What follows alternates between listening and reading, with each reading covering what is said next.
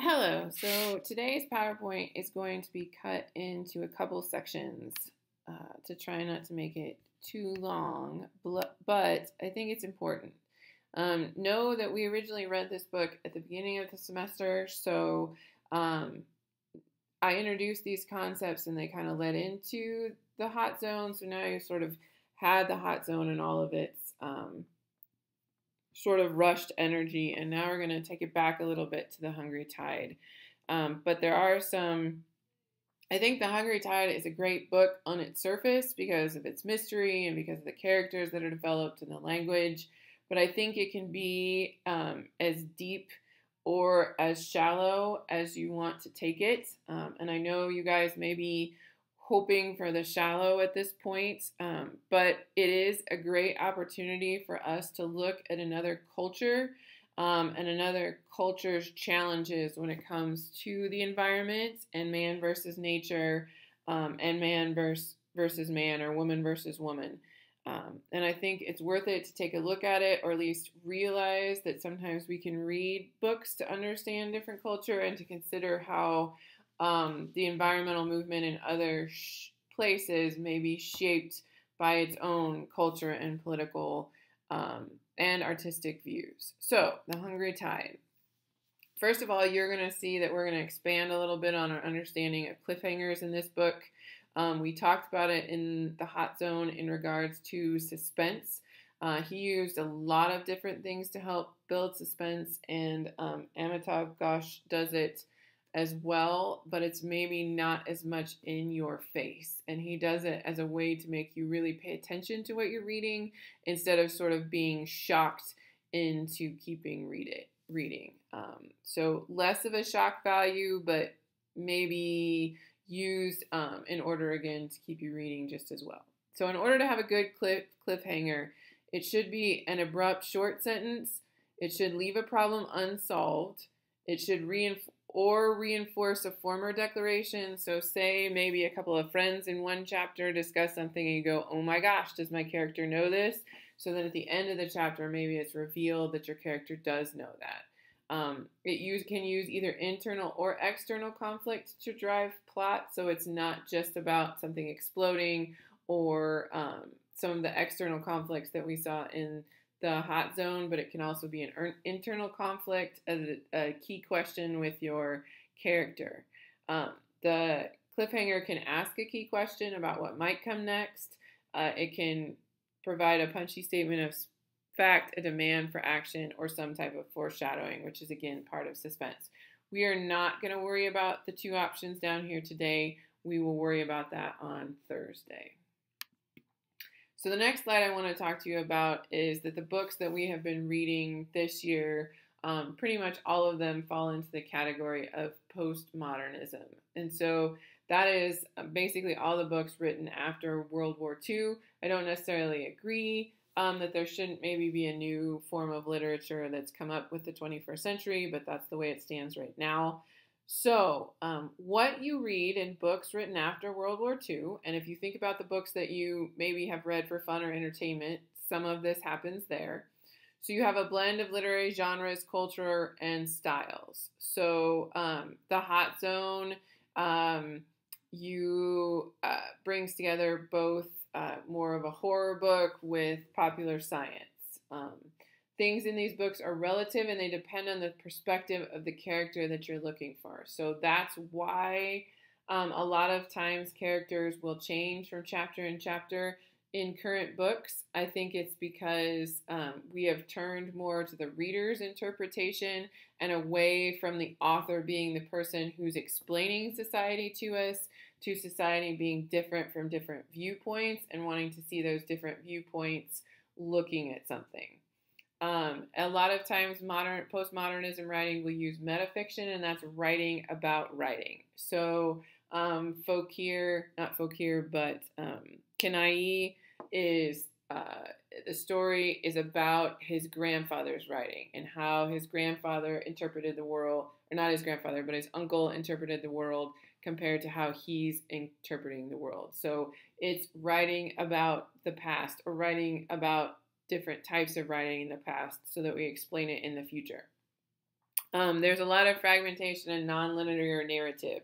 So one chapter may be at one time period, the next chapter may be at another time period. Intertextuality, that's using other or older texts to shape the meaning of the current story. This, I think, helps to cement the book as a potential classic, or helps to give the book more weight if classic texts are used as a way to drive it forward. It is a connection across time and across culture. We'll have another slide on that in a minute.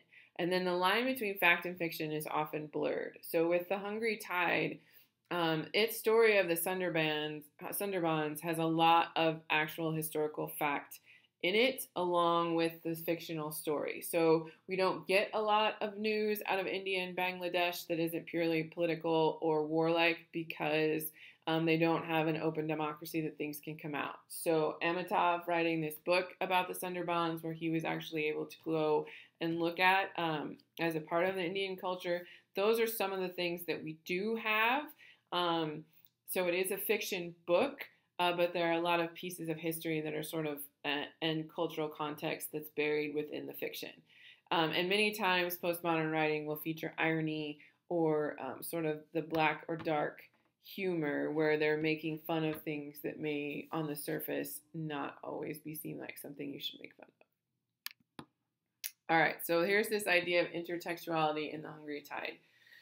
So the text that is used by Amitav Ghosh is part of Rainer Maria Rilke's Duino Elegies, and that is when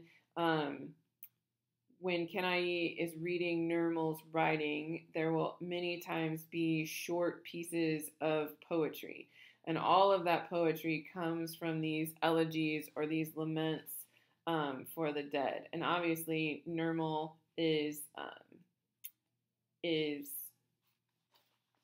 past in this, and he sort of fears for his future as he's writing this. And so at the end of each of his stories, there's a couple of lines that come from these elegies. For instance, on page 137, it says, "Each slow turn of the world carries such disinherited ones to whom neither the past nor the future belongs." So they're little short philosophical hints at maybe what Nirmal was thinking, but he uses it to sort of, again, pull the book into the context of meaning more maybe than just a silly piece of entertainment. The key to Rilke is that he felt like what he was writing with poetry was something more than just poems. So the idea that if art and poetry set us aside or apart as humans, then perhaps art and poetry are what sort of redeems our souls and allows us to see something beyond the conscious.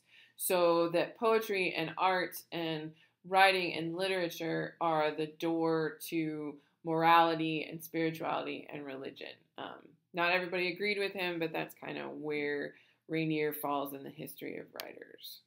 Okay, going on to a more concrete idea with the Sunderbans, one of the things we're going to look at in our current events sort of look at this area and this idea of what's happening environmentally across the world. A big push lately is ecotourism. That's tourism directed toward exotic, often threatened natural environments intended to support conservation efforts and observe wildlife. Can be a very positive thing, or it can be a negative. So some of the positives with ecotourism is the influx of money can help a local economy that may be struggling, and that tourists can gain new knowledge of new areas and conservation issues that they might be then able to give to. But some of the negatives are increased human traffic that can cause stress on animals. Also with ecotourism, there's the idea if we want to protect this pristine area, we need to kick out the inhabitants that are there already. And many times when we're talking about India or Africa, that can be the indigenous people. Where are those people going to go? Are they then refugees? What happens to refugees? So there's this idea that what are we protecting and what are we protecting it from? And then there are some ecotourism companies that may not actually be environmentally friendly and may be taking the money. So at this point, I would like you to stop the slideshow. We're going to call this part 1, and I want you to go online and do the discussion board on Canvas, title of the Hungry Tide discussion board.